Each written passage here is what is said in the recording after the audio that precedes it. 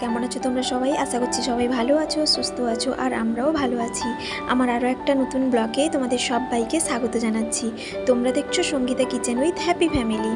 তো সকালে ছেলের জন্য প্রথমে বর্নভিটা বানিয়েছি আর দুটো বিস্কিট দিয়েছি, ও খাচ্ছে। আর তারপরে আমি একটু চা বানালাম। চা তো সকালে অবশ্যই খেতে হয়, তো তার জন্যই যে গরম হোক আর শীত হোক, চাটা এমন খাওয়া অভ্যেস হয়ে গেছে যে আর ছাড়তেও পারি না। তো যাই হোক, ছেলে তো একা খাচ্ছে, ও একা খেতে ভীষণই ভালোবাসে। আর এদিকে আমিও চাটা খেয়ে নিচ্ছি, আর ওকে খাওয়াতে গেলে হয়তো চাটা ঠান্ডা হয়ে যেত, তো এক পক্ষেও ভালো। তো যাই হোক, ও তো মনের আনন্দে বেশ খাচ্ছে। তো বন্ধুরা, আজকে তোমাদের সঙ্গে শেয়ার করব আমাদের বাড়ির পাশে যে পুজো হচ্ছে। তো আজকে হচ্ছে তৃতীয় দিন, তো তোমরা দেখতে থাকো, আশা করছি তোমাদের ভালো লাগবে। আর তারপরই অন্যান্য কাজ ছিল টুকিটাকি করে তারপরে রান্নাঘরে এলাম। আর এই যে ডালগুলো দেখতে পাচ্ছ, এই ডালগুলো না আজকে ভেজে রাখবো, কারণ অন্যান্য রান্নাগুলো নেই। কারণ আমাদের বাড়ির পাশে যে নীল সরস্বতী মায়ের পুজো হচ্ছে, আজকে তার তৃতীয় দিন। তো গতকাল রাত্রিবেলায় তো নিত্যান্ন খেতে গিয়েছিলাম, তো আজকে দুপুরে বড় মহোৎসব আছে, তো তার জন্য খেতে যাব। তো তার জন্য ভাবলাম উনুনটা একটু ধরিয়ে এই কাজগুলো একটু এগিয়ে রাখি, দিলে কি বলতো রান্না করতে খুবই সুবিধে হয়। ডালগুলোকে হালকা করে ভেজে রেখে দিচ্ছি, মানে যেরকমই ভাজা হয় তো সেরকম ভেজে কিন্তু রেখে দিচ্ছি। তো ঠান্ডা হলে এগুলোকে পেপারের মধ্যে ভরে রেখে দিব, দিলে কি বলতো রান্না করতে খুবই সুবিধে হয়। যখনই রান্না করব তখন কিন্তু আর ভাজতে হবে না, ভালো করে প্যাকেটে ভরে রেখে দিলাম। তো এরপরে যে কৌটোতে ডাল রাখি সেই কৌটোতে ভরে রেখে দেবো। আর যখনই রান্না করব না, একটুখানি বের করে ধুয়ে রান্নাটা বসিয়ে দিতে পারবো, দিলে খুবই অল্প সময়ের মধ্যে রান্নাটা হয়ে যায়, অল্প করে আর ভাজতে হবে না। তো তার জন্য তো যাই হোক, তারপরে আলু আর ফুলকপি একটু কেটেছিলাম, সেগুলো একটু ভাজা বসিয়ে দিলাম। আর আজকে যেহেতু খেতে যাব, তো রান্নার তো একেবারেই ঝামেলা নেই বলতে গেলে। আর মেয়েদের কিন্তু এটাই কিন্তু সবথেকে বড় একটা কাজ। তো রান্না বান্না না থাকলে মেয়েদের কিন্তু একটু সুবিধেও হয়। বন্ধুরা, প্রতিদিনের মতো আবারও বলছি, আমার এই ব্লগটা কেমন লাগছে অবশ্যই কমেন্ট করে জানাবে। যদি একটুকুও কোথাও ভালো লেগে থাকে একটা লাইক দিতে ভুলো না। আর সাবস্ক্রাইব যারা এখনও করোনি, প্লিজ একটা সাবস্ক্রাইব করার অনুরোধ রইল। আর যারা অলরেডি সাবস্ক্রাইব করে দিয়েছো তাদেরকে অসংখ্য অসংখ্য ধন্যবাদ। তো আলু আর ফুলকপিটা ভাজা হয়ে যাওয়ার পর মুড়ি খেয়ে নিয়েছি সবাই মিলে। আর এই যে ছেলের কাপড়গুলো সকালে কেচেছিলাম, সেগুলো তারপরেই রোদে দিলাম খাওয়া দাওয়া শেষ করার পরে। আর এই যে দুপুরবেলায় রেডি হয়ে গেছি সবাই মিলে, এখানে ছেলেও রেডি হয়ে গেছে, জুতো পরছে। এখন যাব যেখানে মহোৎসব হচ্ছে, তো সেখানে। আর এদিকে ছেলের কাণ্ড দেখো, তার ভাগনা ঘুমিয়ে গেছে, তাকে ওঠানোর জন্য চেষ্টা করছে। তো যাই হোক, এখন সবাই মিলে রেডি হয়ে গেছি, তো ওখানে খেতে যাব। তোমরা সঙ্গে থাকো, আশা করছি তোমাদেরও ভালো লাগবে। আর এদিকে বড়দির বৌমা এবং মেয়ে রেডি হয়ে গেছে, আমার সঙ্গে যাবে। আর বড়দি একটু দেরি করে যাবে, যেহেতু ছোট বাচ্চা ঘরে ঘুমিয়েছে, তো তার জন্য। আর শেষদির মেয়েও সঙ্গে যাচ্ছে। আর আমার ছেলে তার দিদির সঙ্গে যাচ্ছে ছাতা নিয়ে, কারণ এত রোদ হয়েছে এখন, প্রচণ্ড পরিমাণে গরম, তো তার জন্য। আর ওইদিকে যে পাকার বাড়িটা, ওটা আমাদের বাড়ি হচ্ছে। আর এদিকে প্রাকৃতিক পরিবেশটা একবার দেখো, এদিকে বাদাম চাষ এবং ধান চাষ দুটোই হয়েছে। তো তোমাদের সঙ্গে কথা বলতে বলতে পৌঁছে গেলাম যেখানে পুজো হচ্ছে, মহোৎসব হচ্ছে, তো সেইখানে।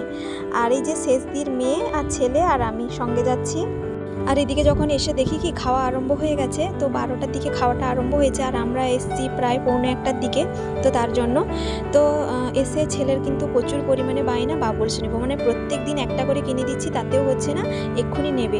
তো তার জন্য ওকে বললাম ঠিক আছে চলো, সবাই বসে গেছে খেতে, তো খেয়ে নিই, তারপরে ঠাকুর প্রণাম করবো, তারপরে এনে দেবো। না, কোনো কথাই ও শুনছে না। তো ও তো দাঁড়িয়েছিল, কোনো মতেই কিন্তু বসতে চাইছে না। তো অনেক বলার পর বললাম কি হোক বসো, আমি এনে দিচ্ছি। তো বাধ্য হয়ে ও বসলো, কিন্তু আমি যে কাউকে আনতে দেবো সেরকম কাউকে পাচ্ছি না। আর আমি তো খেতে বসে গেছি, মাঝখান থেকে তো আর উঠে যেতে পারবো না। তো আমার বাড়ির পাশে একজনকে দেখতে পেলাম, ওকে পয়সা দিলাম, কিন্তু ও আবার কি খুঁজে পেলো না, বলছে কি কোথাও বসেনি। তো ও তো কোনো মতেই শুনলো না, খেতেও চাইলো না। তো একটুও কিন্তু ও প্রসাদ খায়নি, ও প্রসাদটা কিন্তু তেমনি রেখেছে। তো অনেকেই বলছে কি প্রসাদটা নিয়ে চলে যাবে।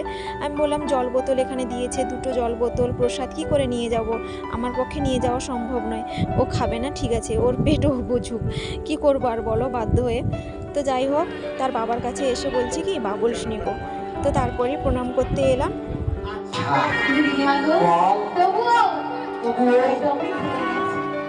কারণ ওর তো অনেক সখী আমার থেকেও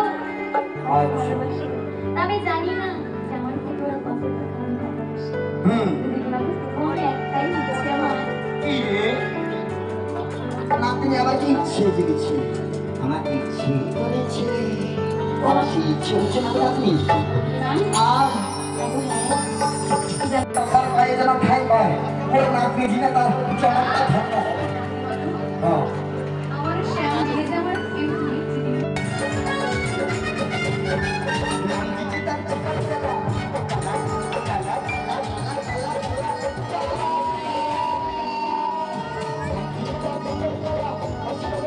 শোনো, এদিকে শোনো না। তুমি যে কি বলছো আমি কিছুই বুঝতে তাহলে পারছি বলছি, শোনো, বুঝিয়ে বলছি, তুমি না। শোনো। কি করে আমাদের সবার সঙ্গে দেখা হবে বলো? হ্যাঁ। দুজনা বাইরের বাহিরেই নিজের সাথে একটি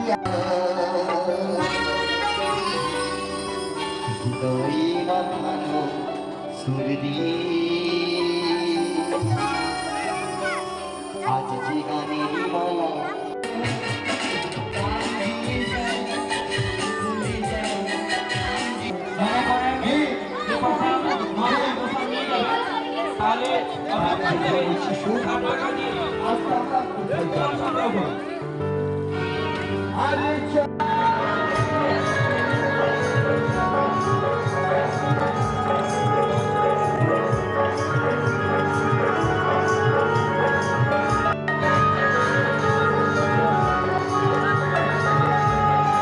তো তারপরে ওখানে প্রণাম করে ছেলেকে বাবুলস কিনে দিতে হলো। বাবুলস নেওয়ার পরে বাড়ি এসেছি। আর এই যে সবজি বাড়ি দেখতে পাচ্ছ, ঢ্যাঁড়স লাগিয়েছে আমার শেষদির ঘরে। আর এখন যাচ্ছি বাড়ি। আর এই যে ছেলে দেখো এসে সঙ্গে সঙ্গে বাবুলস ফোলাচ্ছে, মানে প্রত্যেক দিন একটা করে কিনে দিচ্ছি, তাতেও ওরও শান্তি হচ্ছে না। তো যাই হোক, এখন একটু রেস্ট নিই, প্রচণ্ড গরম থেকে এলাম। আর এটা হচ্ছে বন্ধুরা বিকেল বেলায় ছেলেকে কৃষ্ণ সাজিয়েছি। তো আজকে বিকেলে ছদ্মবেশ হচ্ছে, তো তার জন্য ওকে কৃষ্ণ সাজিয়েছি, মডার্ন কৃষ্ণ। তো আইসক্রিম খাচ্ছে।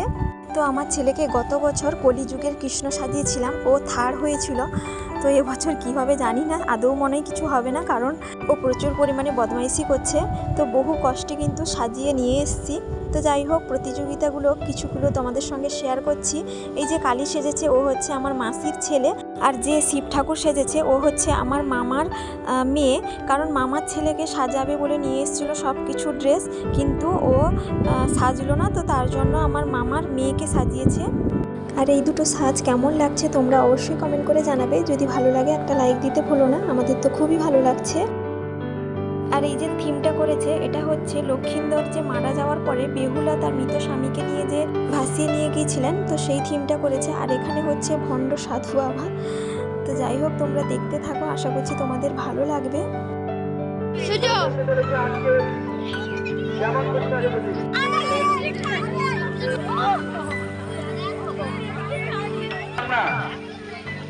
যখন ঘোষণা হবে প্রথম দ্বিতীয় তৃতীয় ছাড়াও প্রত্যেকের জন্য। আর ওইদিকে কিন্তু প্রতিযোগিতা আরম্ভ হয়ে গেছে, জাজেরা দেখা আরম্ভ করে দিয়েছেন।